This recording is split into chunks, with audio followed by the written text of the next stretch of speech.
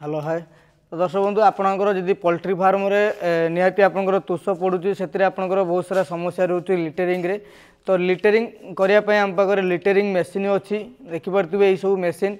तो ये मेसीन दी प्रकार अच्छी जैकि आपंकर पूरा टोटाली मैनुअल रोचे जैकि आप पेलिकी निजे नहीं करेंगे तो से भी आपंकर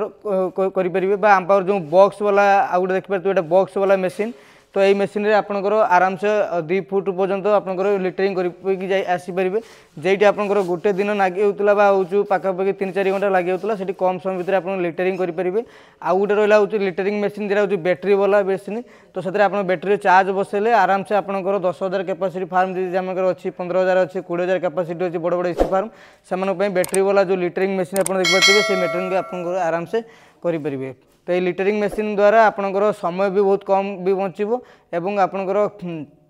जो पारिश्रम रोला लेबर चार्जेस भी बहुत सारा कम रही लिटरिंग मेसीन नापी चाहते हैं आम सहित डिस्क्रिप्शन नंबर दिए कॉन्टैक्ट करूँ। जय जगन्नाथ जय किसान थैंक यू वेलकम।